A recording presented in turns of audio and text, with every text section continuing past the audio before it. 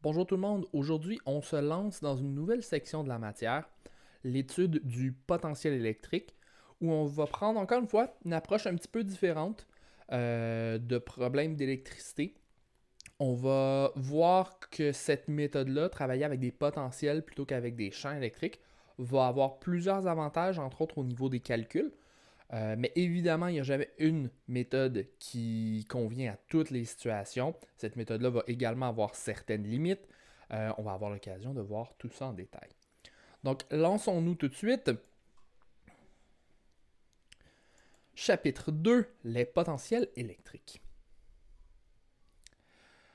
Avec comme sous-titre, comment éviter les vecteurs, qui va être vraiment le principal avantage qu'on va avoir d'utiliser des potentiels électriques plutôt que des vecteurs. La majorité d'entre vous l'auront constaté, généralement, traiter des vecteurs comme on le fait avec les champs électriques, ça peut être assez long et assez ardu. Surtout si vous voulez comme traiter quelque chose dans une situation très générale, donc traiter par exemple tout le champ électrique, donc tous les vecteurs dans l'espace en même temps, mathématiquement, ça devient ardu et ça devient lourd. Donc, on va essayer de voir comment est-ce qu'on peut changer cette situation-là. Notre objectif, ça va être de se trouver une nouvelle méthode parce que manipuler des vecteurs, c'est souvent, comme je le disais, difficile, mais c'est aussi souvent peu représentatif de la, et là je mets ça entre gros guillemets, là, de la vraie vie. Si on parle de problèmes d'électricité dans la vie courante, on fait souvent référence à des circuits électriques, on fait souvent référence à quelque chose euh, qui est plan, qui va rester au minimum dans une surface en deux dimensions. Donc, traiter tout ça en fonction des champs électriques en trois dimensions, en X, Y, Z, ça va souvent être un petit peu superflu. Ça va être un espèce d'outil qui est plus général que ce qu'on aurait de besoin. Et petit spoiler tout de suite, l'outil en question, ça va être ce qu'on appelle le potentiel électrique. Pour aujourd'hui, on va parler de deux choses. On va parler de l'énergie potentielle électrique ainsi que du potentiel électrique qui vont être deux concepts vraiment très différents. Avant même de continuer, je vous inviterai tous à aller faire la lecture des sections 2.1 et 2.2 au minimum. Si vous avez le temps, peut-être vous lancer dans la section 2.3. On va en parler également un petit peu à la fin. La dernière section 2.3 va parler davantage de méthode pour de la résolution de problèmes. C'est vraiment de l'application aux mouvements de particules et aux collisions de particules. Donc, je vous laisse quelques minutes pour aller faire cette lecture-là. Vous pouvez mettre la vidéo sur pause et on se retrouve dès que vous l'avez complétée.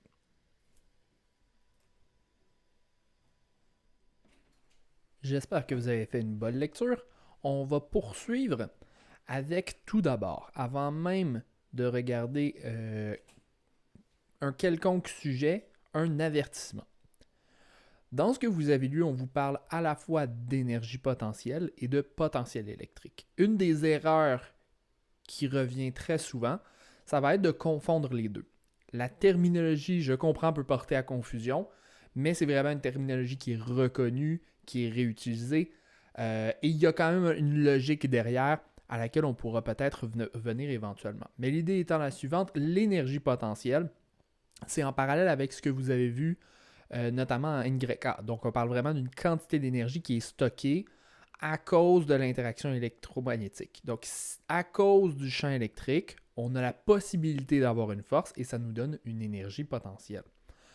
De l'autre côté, on a le potentiel électrique qui est une construction, avec un champ scalaire qui nous encode, si vous voulez, une certaine quantité d'informations par rapport à notre problème.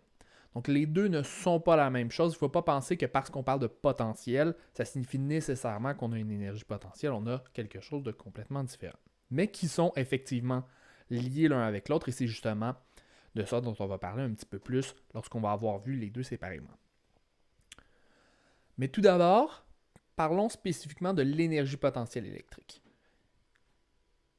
On avait vu en NYA une première forme d'énergie potentielle. En fait, on en avait déjà vu deux. On avait vu l'énergie potentielle gravitationnelle et on avait vu l'énergie potentielle d'un ressort.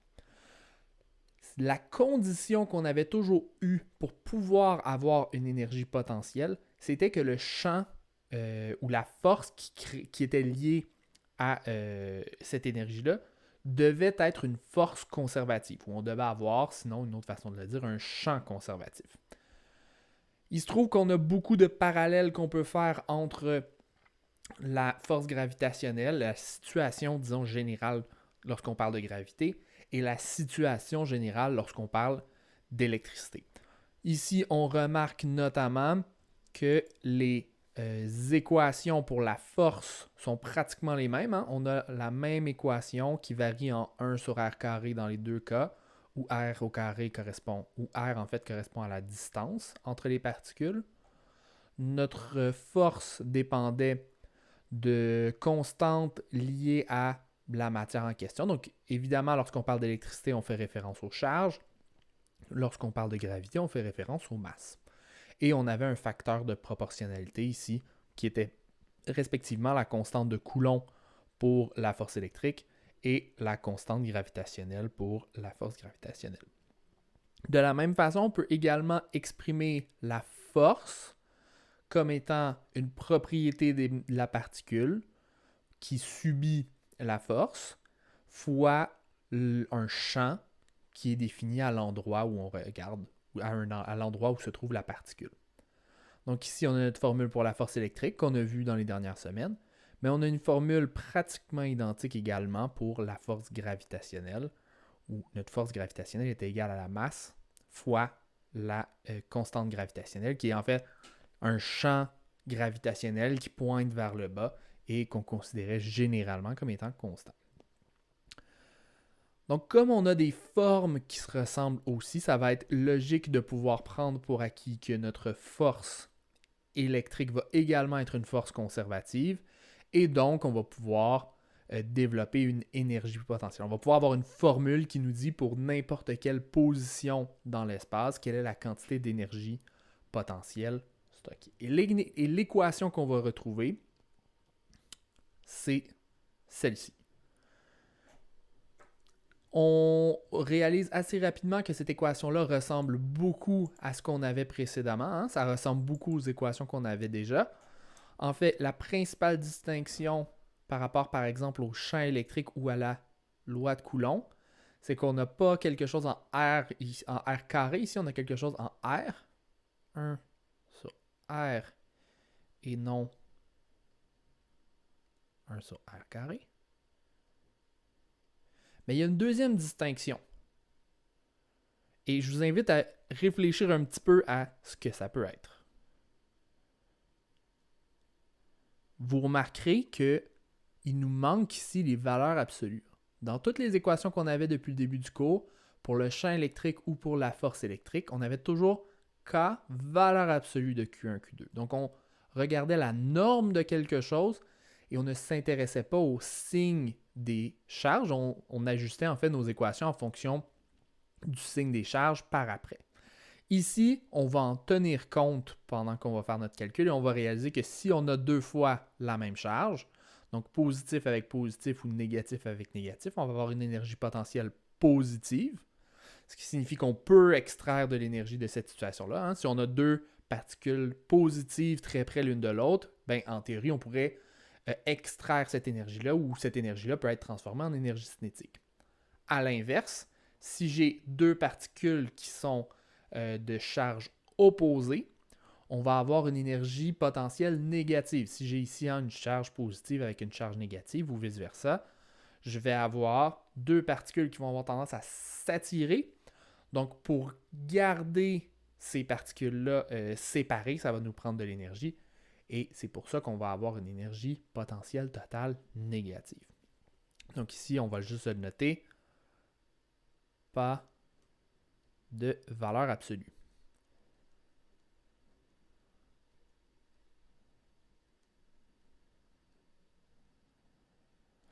Donc le signe va être important ici. Et en plus de ça, évidemment, on remarque que c'est une équation qui est scalaire et non pas vectorielle, ce qui était bel et bien ce qu'on voulait trouver. Mais comment est-ce qu'on fait pour arriver à cette équation-là? On vous le détaille un petit peu dans vos notes et on va voir tout de suite comment est-ce qu'on peut faire ça. Pour déterminer l'énergie potentielle d'un système de particules, on va commencer évidemment par le cas le plus simple. On va regarder une situation où on a simplement deux particules.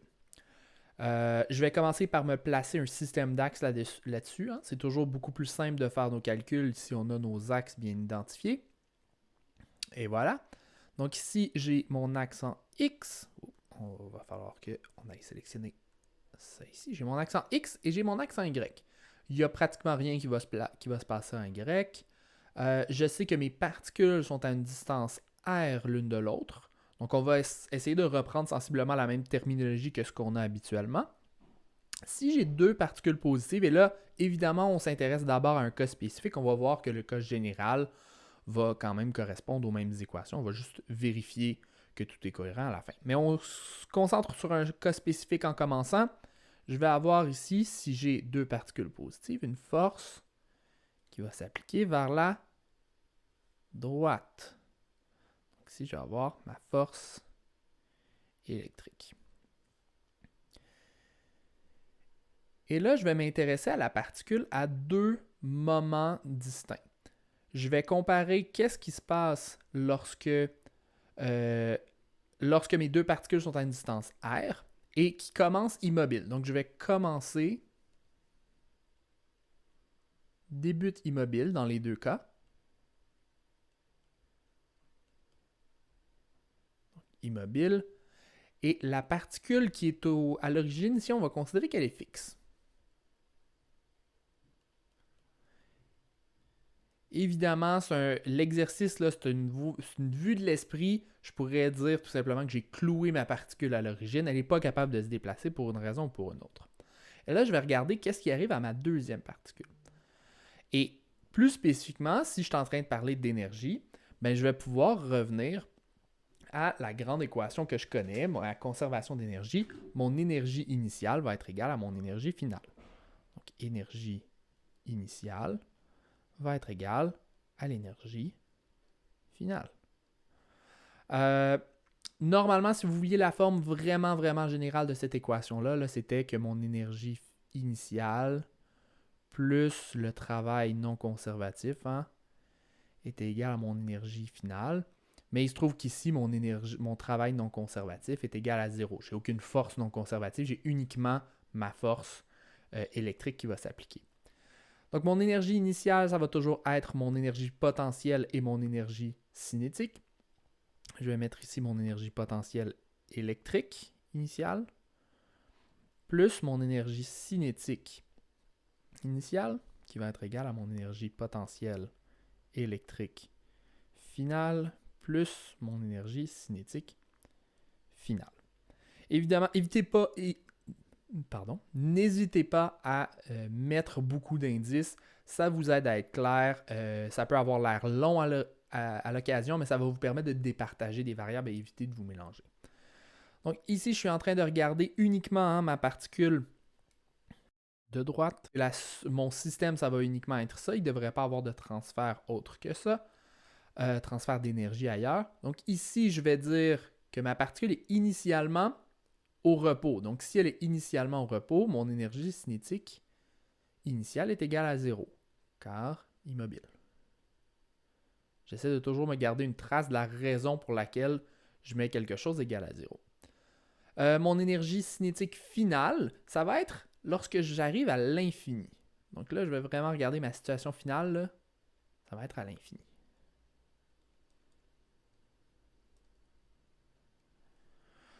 Lorsque j'arrive à l'infini, je devrais avoir une énergie cinétique. On est dans une situation sans aucun frottement, sans perte d'énergie. Donc, je vais juste gagner de l'énergie à mesure que la force s'exerce sur moi. Ma force s'applique toujours. Elle va diminuer avec le temps, mais elle va toujours s'appliquer.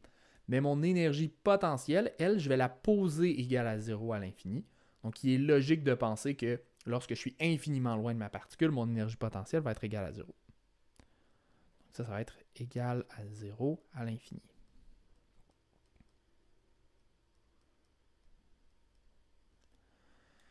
Et là, il me reste uniquement deux variables. Il me reste mon énergie potentielle électrique dans la situation initiale, donc lorsque je suis à une distance R, et mon énergie cinétique finale que je peux calculer avec mon théorème de l'énergie cinétique. Donc ça ici, là, je vais pouvoir calculer avec théorème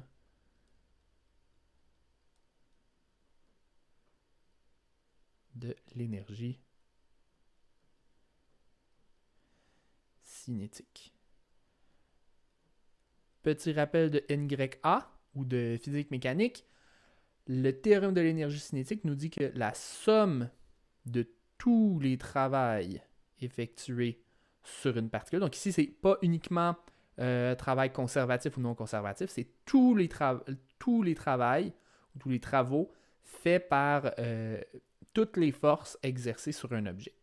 La somme de tout ça devrait toujours être égale à la variation d'énergie cinétique.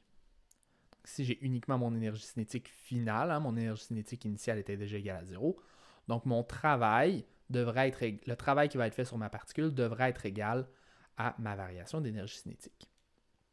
Et c'est exactement ça qu'on va calculer. Donc mon objectif pour la prochaine section, ça va être de chercher à savoir quel va être le travail fait par la force électrique. Normalement, mon travail est donné par quelle formule? Il est donné par le produit scalaire entre ma force et mon déplacement. F produit avec ds. Ici, mon déplacement, c'est de l'origine de la distance à laquelle je suis au départ, donc d'une distance r, jusqu'à l'infini.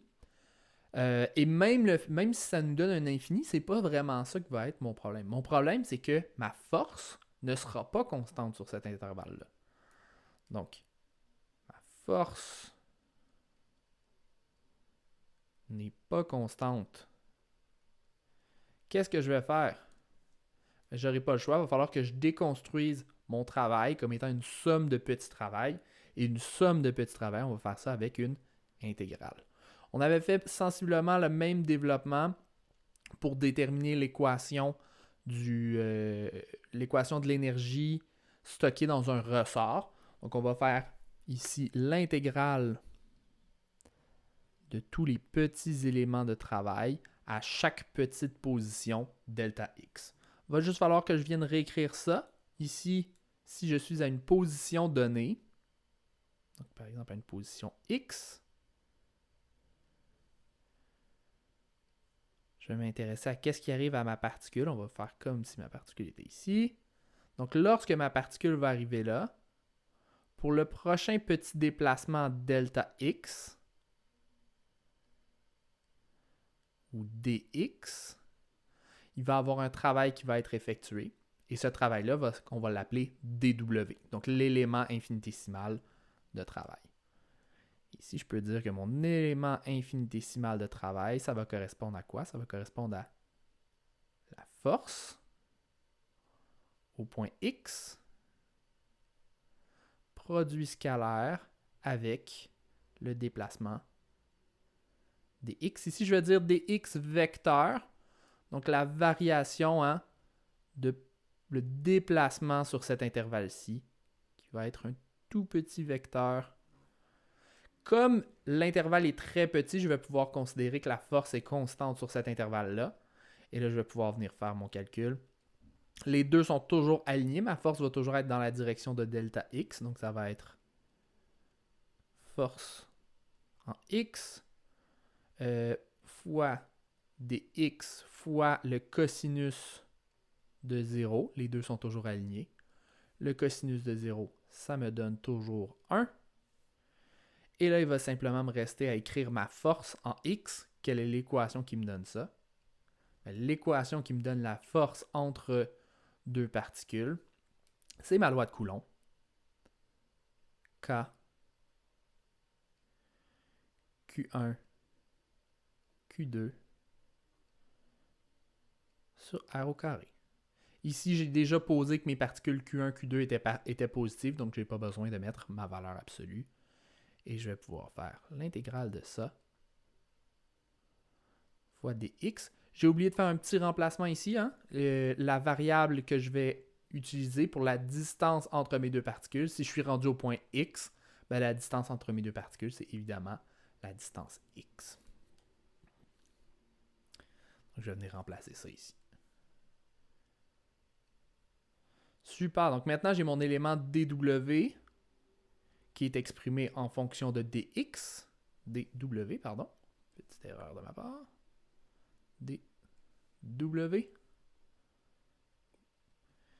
je vais venir remplacer ça ici et je vais faire mon intégrale. Donc, intégrale de K Q1 Q2 divisé par x carré fois dx. Tous les éléments en haut ici, ce sont des constantes. Hein? K, Q1, Q2, ça ne dépend pas de x, donc je vais pouvoir les sortir. Aussi, je n'ai pas encore mentionné ici, mais mes bornes d'intégration, ça va être quoi? Mes bornes d'intégration, ça va être le travail total de la position où j'étais jusqu'à l'infini. Mais ça va être pour toutes les positions à partir de x égale à r jusqu'à x tend vers l'infini. Donc, ça va être de r jusqu'à l'infini ici. Je peux maintenant faire cette intégrale-là. C'est une intégrale de 1 sur x carré. Donc, c'est la même chose que de faire en k, q1, q2, intégrale de x à la moins 2 fois dx. Ici, c'est toujours x à la n plus 1 sur n plus 1. Donc, mon n plus 1 ici, ça va correspondre à moins 1. Donc, moins 2 plus 1, moins 1. Ce qui fait en sorte que je vais simplement avoir une inversion de signe et ensuite 1 sur x comme résultat d'intégrale. Donc, k, q1, q2, 1 sur x. Mais il y a un moins qui sort comme facteur. Et là, j'évalue ça de R jusqu'à l'infini. De R jusqu'à l'infini. Donc, je vais faire ça sur la même ligne ici. K, Q1, Q2, moins 1 sur l'infini, moins 1 sur R. Évidemment, 1 sur infini, ça nous donne 0. Et ici, j'ai moins, ça me donne un plus. Et il me reste bel et bien la formule telle que je l'avais calculée, telle que je l'avais donnée tout à l'heure. Donc, K, Q1, Q2 sur R. Et ça correspond pour l'instant à mon travail. Mais évidemment, si je réintègre ça dans mes formules, hein, ça veut dire que le travail qui a été fait sur ma particule, va lui avoir fait gagner de l'énergie cinétique. Ça va correspondre à mon énergie cinétique finale et donc mon énergie potentielle initiale. Donc ici, je peux tout de suite écrire, tiens, écrivons-le en gros et en rouge, que mon énergie potentielle électrique dans la situation initiale devait nécessairement être K, Q1, Q2 sur R. Et voilà le résultat auquel on s'attendait. Si j'avais eu des particules de signe opposé, qu'est-ce qu'on aurait trouvé? Donc évidemment, si j'avais une particule négative avec une particule négative, la situation aurait été exactement la même. J'aurais eu 2 moins. Dans mes forces, ça n'aurait rien changé. Donc ma force aurait été dans la même direction. Tous mes calculs auraient été les mêmes. Et ça aurait été logique parce que j'aurais eu un moins avec un moins ici et les deux signes s'éliminent. Donc, je retrouve la même situation. Si j'avais eu des particules de signe opposé, qu'est-ce qui serait arrivé? J'aurais eu une force en sens contraire. Et donc, quand j'aurais fait mon calcul, lorsque je regarde ma force ici, j'aurais fait ma force, mais je n'aurais pas eu cosinus de 0, j'aurais eu cosinus de 180 degrés parce que ma force et mon déplacement auraient été opposés. Hein. Le vecteur rouge ici aurait été en sens contraire. Et donc, j'aurais trouvé une valeur qui aurait été négative à la fin. Donc, on confirme bel et bien que cette équation-là est cohérente. On n'a pas besoin de mettre de K. On n'a pas besoin de faire, par exemple, K1, K2 en fonction de est-ce que j'ai le même signe ou des signes différents pour mes particules.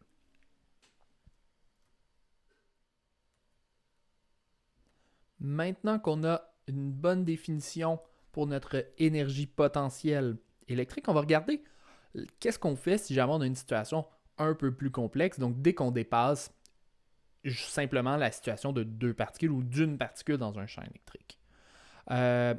Donc ici, on a déjà vu qu'est-ce qui arrive si on a deux particules et que la première particule était fixée. Ce qu'on avait fait dans le problème précédent, c'était qu'on avait fixé ici notre particule. Qu'est-ce qu'on fait si jamais cette particule-là maintenant est libre? Mais si cette particule-là est libre, les deux vont se déplacer, les deux vont s'éloigner l'une de l'autre. Ce qui signifie que les deux vont avoir nécessairement une énergie cinétique.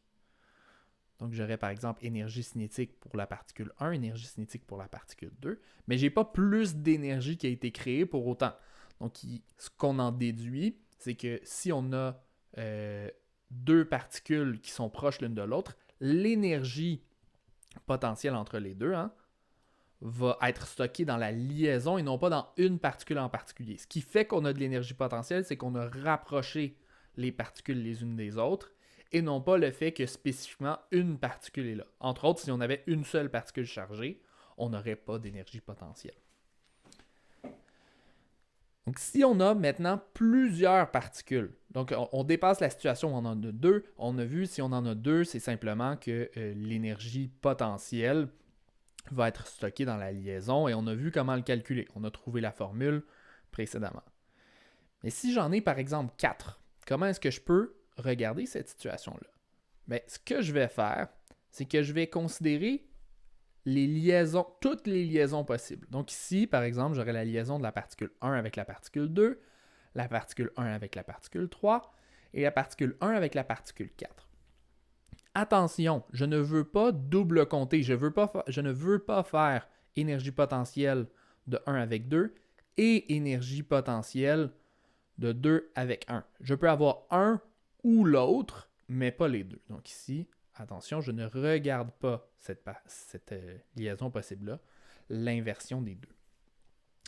De la même façon, je ne vais jamais regarder l'énergie potentielle de la particule 1 avec elle-même.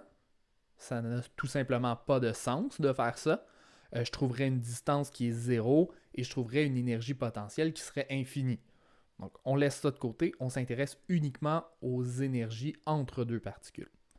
Une fois que j'ai regardé toutes les énergies de liaison entre ma particule 1 et la 2, la 1 et la 3, la 1 et la 4, je vais continuer avec ma particule 2.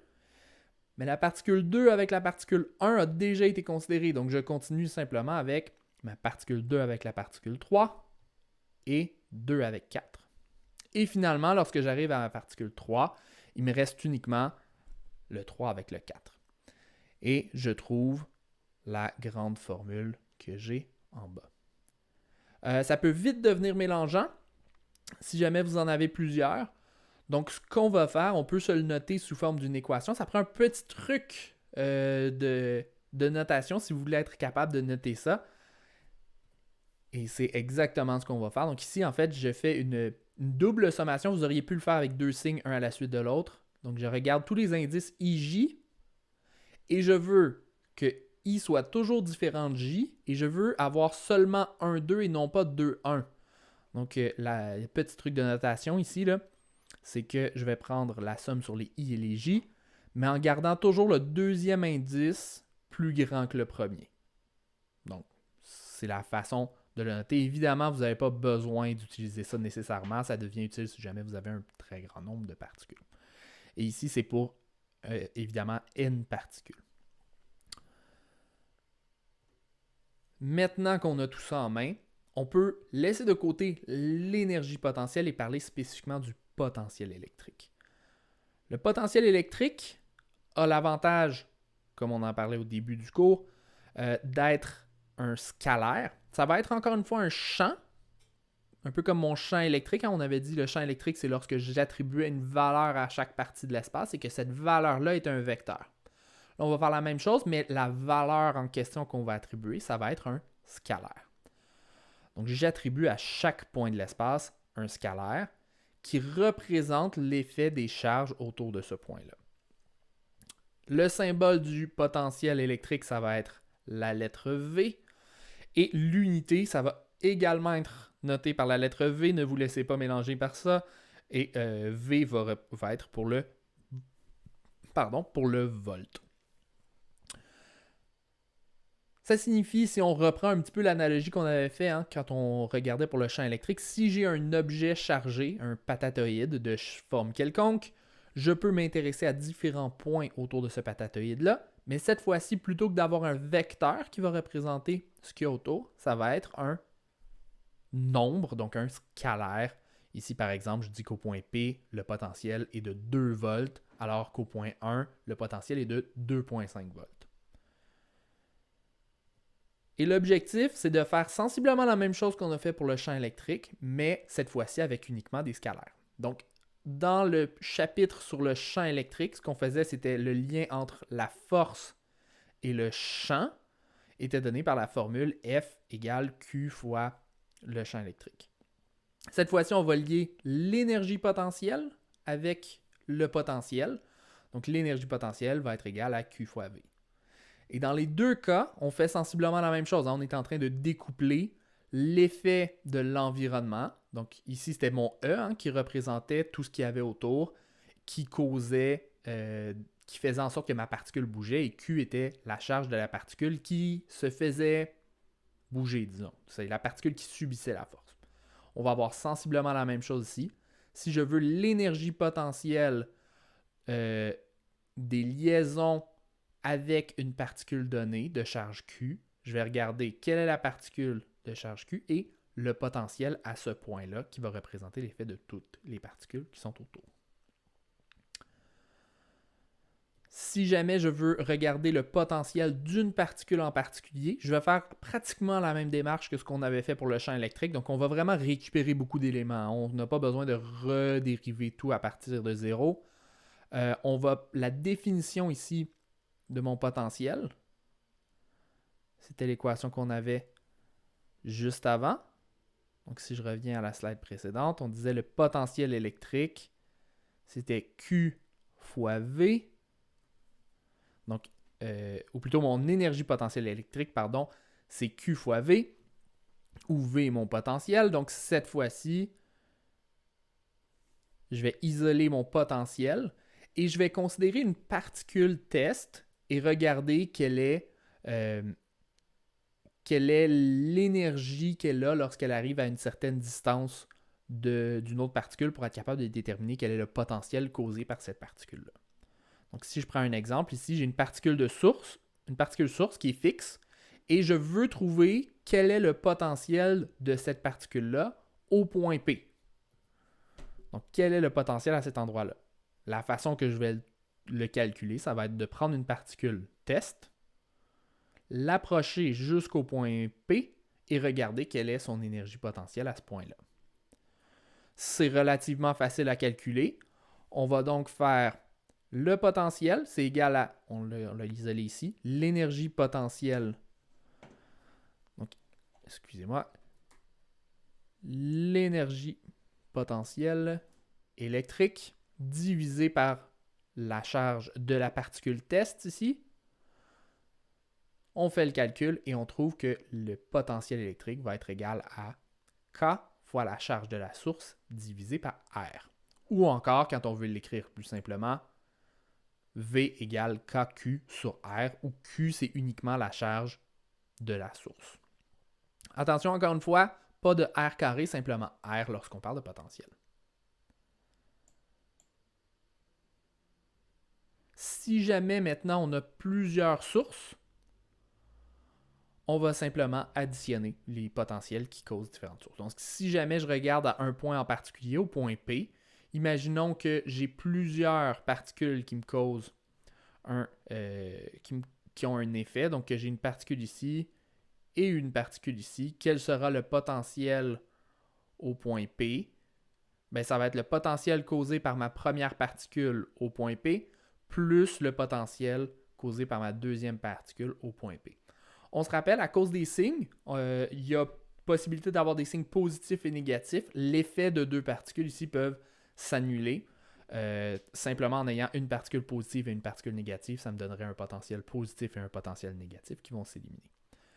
Mais on va voir un petit peu plus tard que de toute façon, ce qui nous intéresse, ce ne sera pas spécifiquement le potentiel, mais la variation de potentiel dans l'espace qui va faire en sorte qu'on va avoir une force. Donc, laissez-vous pas entourlouper. Ce n'est pas parce qu'il y a un potentiel nul qu'il n'y aura pas d'effet. Ça va être simplement les variations de cette valeur-là qui vont nous intéresser. Évidemment, comme il s'agit de scalaire, cette formule-là va être beaucoup plus facile à calculer que lorsqu'on avait des champs électriques. Si on se rappelle les champs électriques, quand c'était des vecteurs, ben là, il fallait considérer composante par composante. On ne pouvait pas simplement prendre les normes et les ajouter. L'équation qu'on trouvait, par exemple, pour une sphère ou pour une tige, il fallait considérer non seulement la norme qu'on trouvait, mais également son orientation et faire les additions composante par composante. Ici, simplement un scalaire, je fais juste additionner les chiffres. Si je veux représenter maintenant le potentiel électrique, et non pas l'énergie potentielle, je réitère là-dessus, on va utiliser ce qu'on appelle les équipotentiels. C'est une façon de schématiser le potentiel électrique. Donc, si je veux représenter l'effet qu'ont des charges sur leur environnement autour, je vais pouvoir dessiner des lignes, tracer des lignes qui correspondent à un potentiel constant. Donc, si je prends un exemple ici, là, j'ai une ligne qui correspond à moins 5 volts. Tous les points qui sont sur cette ligne-là vont avoir exactement moins 5 volts de potentiel. Ce résultat-là va souvent ressembler beaucoup à une carte topographique. Si jamais vous avez déjà vu une carte qui note les hauteurs sur un terrain accidenté, on va souvent représenter, OK, cette ligne-là correspond à 10 mètres de hauteur, cette ligne-là correspond à 20 mètres de hauteur, ainsi de suite. L'analogie va aller beaucoup plus loin que ça. On va être capable même de représenter, si vous représentez en 3 dimensions, on peut dire que la hauteur en Z, donc imaginons qu'ici, là, j'ai quelque chose en X, en Y. Là, j'aurais un axe Z qui monterait vers moi. Ben, je pourrais représenter en Z le potentiel électrique et dire plus le potentiel électrique est élevé, ben, plus cette surface-là est haute et plus le potentiel est bas, plus cette surface-là est basse. Donc, ça va être particulièrement utile lorsqu'on va vouloir représenter des potentiels. Mais très souvent, surtout si on est limité dans une situation en 2 dimensions, on va simplement tracer des lignes qu'on va appeler des lignes équipotentielles. Donc, ici, vous avez côte à côte 2 choses. Vous avez à gauche uniquement les équipotentiels. À droite, on a superposé les équipotentiels de 2 particules négatives. Ici, on voit que les potentiels sont tous négatifs. Donc, j'ai 2 particules négatives et j'ai ajouté à la fois les équipotentiels et les lignes de champ. Si on veut représenter les équipotentiels en 3 dimensions, ben, ce qu'on va retrouver, c'est plutôt une surface équipotentielle plutôt qu'une ligne équipotentielle. Ici, on voit plusieurs équipotentiels l'une à côté de l'autre. Comme c'est une particule, on les a qui vont être de plus en plus rapprochés. Ça varie en 1 sur R. Donc, plus je me rapproche et plus les équipotentiels sont près les unes des autres. Idéalement, on veut être en mesure de ramener ça à la situation qu'on connaissait déjà. Donc, on va vouloir essayer de comprendre la dynamique physique derrière. Donc, si jamais je promène sur une même ligne, donc j'ai une particule qui part d'ici et qui s'en va ici le long d'une équipotentielle, ben on sait que ces 2 particules-là ont le même potentiel. Si elles ont le même potentiel, ça veut dire qu'elles ont également donc une variation de potentiel égale à 0. Elles vont nécessairement avoir une variation d'énergie potentielle égale à 0. Donc, elles n'ont ni gagné ni perdu d'énergie en faisant ça.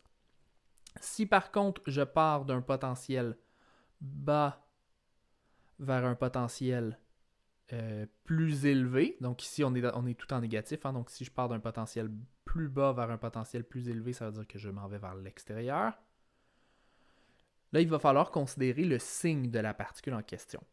Si j'ai une particule négative qui part d'un potentiel plus bas et qui s'en va vers un potentiel plus haut, elle va gagner de l'énergie.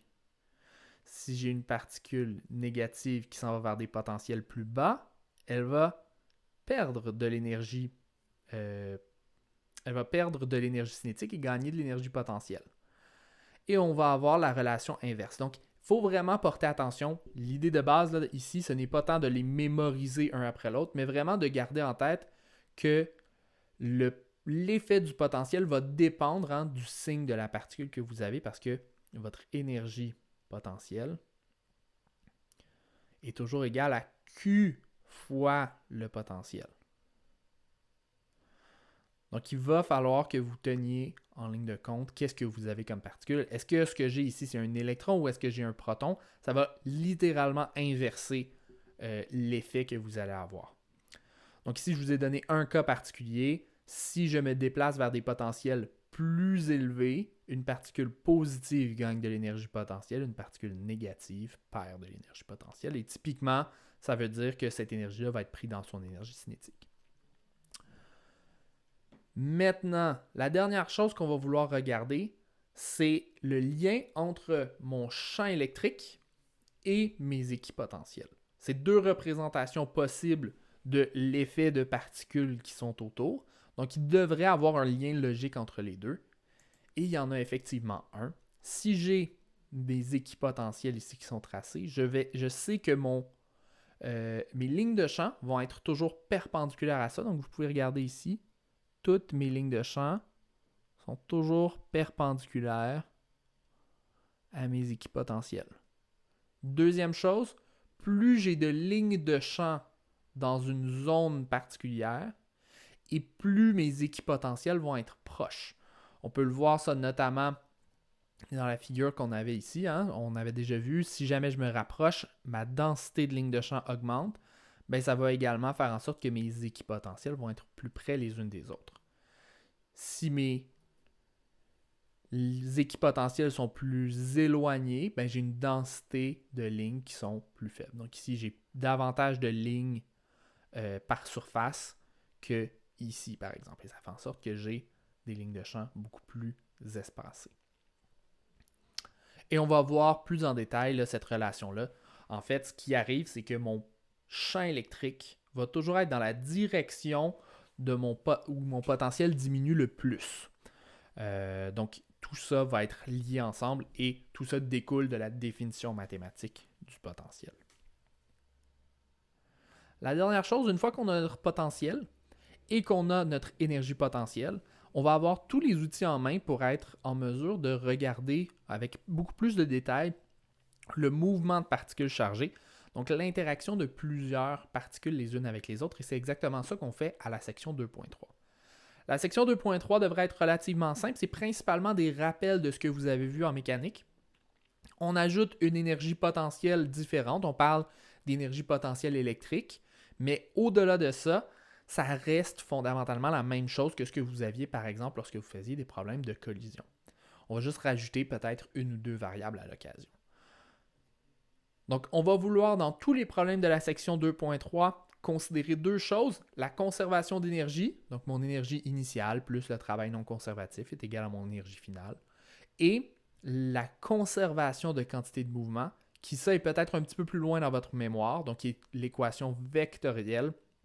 Et ma quantité de mouvement correspondait à ma masse fois la vitesse pour chacune des particules. Il va falloir considérer toutes les particules qui interagissent dans une situation donnée. La conservation d'énergie, vous la connaissez relativement bien. Ici, je vous fais simplement un rappel de l'équation. Dans la majorité des situations qu'on va voir en NYB, on va avoir une force, on n'aura pas en fait de force non conservative, donc le travail non conservatif va être égal à 0. Il y a quelques exceptions à ça. Par exemple, si on a une particule qui est arrêtée par une cible, si on fait un problème et que j'ai une particule qui arrive sur une cible fixe et qu'elle se loge dans la cible, donc qu'elle arrête son mouvement, bien évidemment à ce moment-là, ça veut dire que le mur a exercé une force sur la particule et qu'on va avoir un travail non conservatif. De la même façon, je pourrais vous dire explicitement qu'on a une force externe sur la particule, mais il faudrait à ce moment-là que ce ne soit ni une force électrique ni une force gravitationnelle. Ou encore, on est dans une situation où il y a du frottement. Donc, je vous donne un exemple. On a une particule qui arrive dans un milieu, qui passe d'un milieu à une autre. Et je vous dis spécifiquement que le milieu ralentit la particule en tant de mètres. Et là, on pourrait avoir une situation où on a une force donc, qui est non conservative. Ce serait pas mal les seules exceptions où on pourrait parler de force non conservative. Toutes les autres, quand on ne mentionne pas rien, on va considérer que l'énergie totale est conservée et donc que mon énergie initiale est égale à mon énergie finale. Si mon énergie initiale est égale à mon énergie finale, on va pouvoir faire comme on vient de faire dans le numéro précédent, lorsqu'on voulait trouver l'équation de l'énergie cinétique. On va dire mon énergie potentielle, quand on voulait trouver, on va faire comme on avait fait lorsqu'on voulait trouver la définition de l'énergie potentielle électrique. Ici, ça veut dire qu'on va avoir toujours mon énergie potentielle électrique plus mon énergie cinétique qui va être égale à mon énergie totale. Et je vais avoir mes deux parties d'équation pour la situation initiale et la situation finale. Là-dedans, vous connaissez l'équation pour l'énergie électrique initiale. Ça va toujours être Q fois le potentiel. Ou encore, si vous avez un nombre fini de particules, vous pouvez regarder l'interaction de chacune les unes avec les autres. Donc, il y a souvent plusieurs chemins pour arriver au même résultat. L'important, c'est que vous considériez l'énergie potentielle totale dans une situation donnée. S'il y a plusieurs sources d'énergie potentielle, donc par exemple, ce serait surprenant, mais si vous avez un problème où vous avez à la fois de l'énergie potentielle électrique et de l'énergie potentielle gravitationnelle, bien, tout ce que vous avez à faire, c'est d'ajouter l'énergie potentielle gravitationnelle à votre équation de chaque côté. Vous devriez déjà être assez familier avec ça. Maintenant, parlons un petit peu du deuxième principe de conservation, la conservation de la quantité de mouvement. On avait vu que l'équation de ça, c'était une équation vectorielle. Hein? Donc ici, j'ai le vecteur au-dessus de chacune de mes quantités de mouvement, initiale et finale. Et je vais devoir considérer toutes les particules. Donc, si je prends l'équation que j'ai en bas, je vais avoir I qui va être un compteur pour toutes les particules. Donc, c'est l'indice qui indique quelle est la particule que je suis en train de regarder, donc particule. Et le O ou le F correspondent à situation initiale ou finale. Donc, si j'ai par exemple 3 particules, ben, je vais avoir M de la masse de ma particule 1 fois la vitesse de ma particule 1 plus la masse de ma particule 2 fois la vitesse de ma particule 2 plus la masse de ma particule 3 fois la vitesse de la particule 3 qui vont me donner 3 vecteurs. Donc, imaginons que j'ai une particule, 2 particules, 3 particules qui pointent dans des vecteurs, dans des directions différentes. On va être vraiment malchanceux. Imaginons que mes 3 particules entrent en collision en même temps ici. Peu probablement dans la vraie vie, mais imaginons, ça signifie que je vais avoir à la fin, ça c'est ma situation initiale, juste avant la collision, et juste après la collision, je vais avoir mes 3 particules qui vont peut-être repartir dans des directions différentes aussi. Et là, je vais considérer la masse et la vitesse de la première particule, masse et la vitesse de la deuxième, masse et la vitesse de la troisième, qui vont me donner 3 vecteurs de quantité de mouvement, qui serait par exemple P1 final, P2 final, P3 final. Tout ça, ce sont des vecteurs.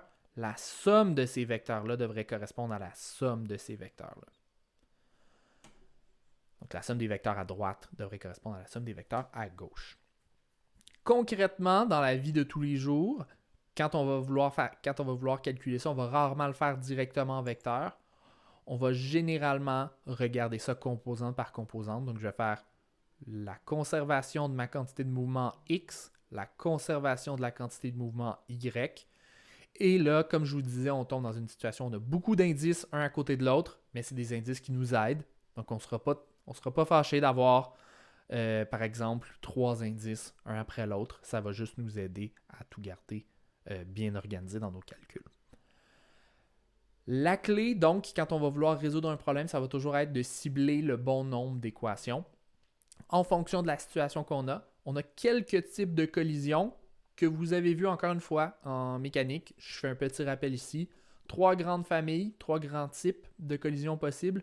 Élastique, qui est lorsque l'énergie totale est conservée, donc que mon énergie mécanique plus mon énergie cinétique est conservée, que mon énergie potentielle plus mon énergie cinétique est conservée dans la situation initiale et finale. Une collision inélastique qui est lorsque mon énergie totale n'est pas conservée, par exemple si un des objets est déformé par la collision. Dans ce cas-là, ça signifie évidemment que je ne peux pas utiliser mon équation de énergie initiale égale énergie finale. Donc, je vais devoir me reposer vraiment sur ma conservation de la quantité de mouvement dans ce cas-là. Et la dernière situation, une situation où j'ai une collision parfaitement inélastique. Et là, ça signifie que mes deux objets après la collision sont fusionnés. Donc, prenons l'exemple si j'ai deux particules, je les fais collisionner et après, il me reste une seule particule qui s'en va dans cette direction-là. Je vais avoir également une situation où je ne peux pas dire que mon énergie est conservée. L'énergie initiale ne va pas être égale à mon énergie finale. Mais mon problème est beaucoup plus simple parce que j'ai une seule particule à la fin. J'ai simplement besoin de savoir quelle est sa masse totale. Et je peux résoudre le problème avec uniquement ma conservation de la quantité de mouvement ici. Donc, j'espère que ça va vous aider pour ce qui suit. Maintenant, on se laisse pour une semaine où vous aurez, j'espère, le temps de vous reposer, le temps également de faire quelques exercices. La section 2.3 particulièrement a beaucoup d'exercices intéressants. J'essaierai au cours des prochains jours de vous déposer certaines résolutions d'exercices pour vous donner des exemples de ça. Mais encore une fois, ça se ramène principalement à des problèmes que vous connaissez déjà, à des problèmes par exemple de collision. C'est simplement d'être capable de bien analyser la situation et de faire des liens avec ce que vous connaissez déjà. Donc je vous souhaite une excellente fin de journée et à la prochaine, au plaisir de vous revoir après la semaine de relâche.